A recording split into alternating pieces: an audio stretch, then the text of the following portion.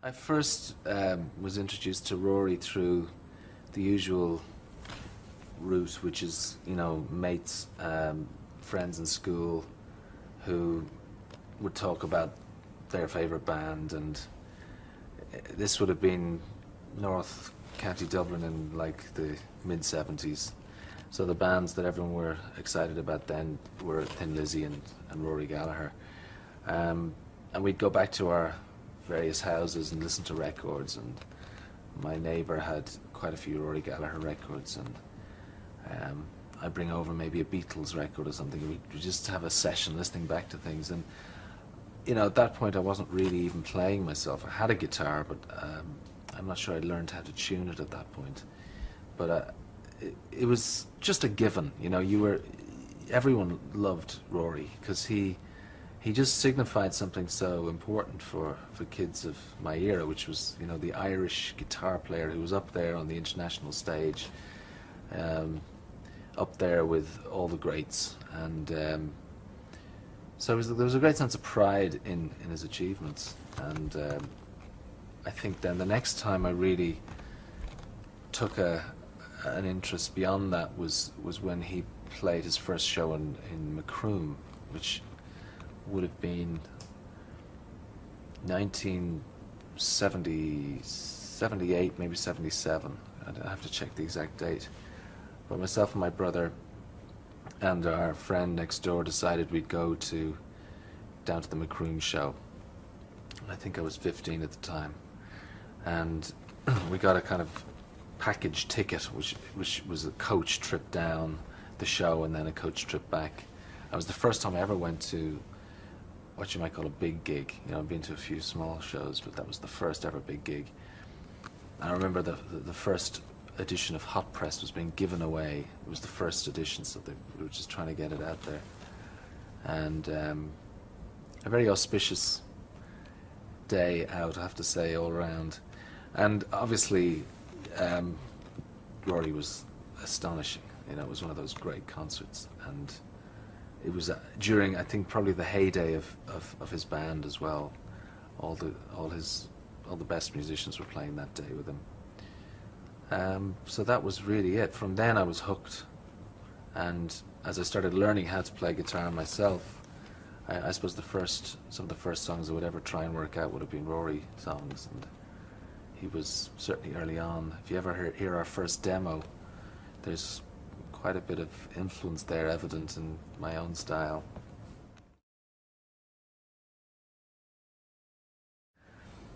I think Rory was an extraordinary thing in the 70s in Ireland because music was this kind of unobtainable thing that was going on abroad. You never really thought about rock and roll as being an Irish thing. Sure, there were the loads of traditional Irish shows you could go to, and Andy Irvine and Christie were on TV, and that was much more tangible. But rock and roll in those days was this very exotic, slightly dangerous thing that was going on abroad.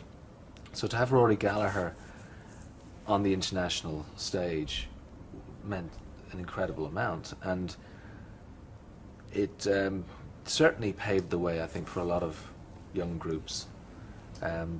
Certainly in my case, the two things that I would point to would be punk rock, because of its suddenly all barriers were taken away, and Rory Gallagher, because he had basically done the impossible, come out of Ireland and gone all the way, played on the same stage at the Isle of Wight with Jimi Hendrix, and taken most of the world by storm.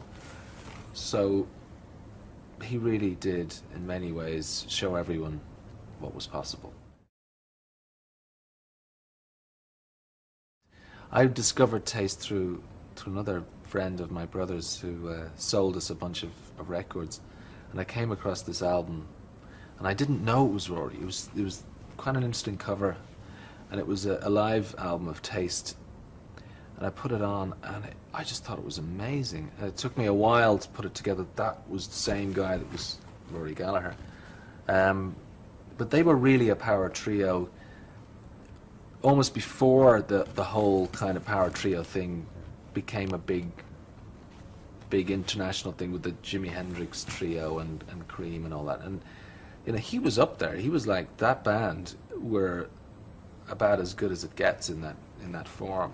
And you know, it's kind of a shame that it didn't last a bit longer, because you know, like so many times in Rory's career, you could have said that was the moment where if he'd really gone for it, he could have broken America in a much bigger way. But I really think Taste were really amazing, really ahead of their time, and probably didn't get the recognition that they deserve.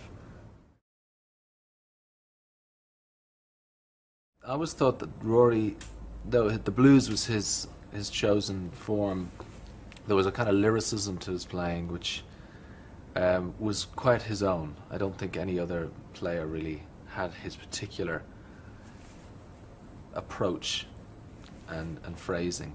And whilst I don't think he ever would have thought about it as being anything Irish, I picked up quite a lot of the Irish influence in his particular version of the blues.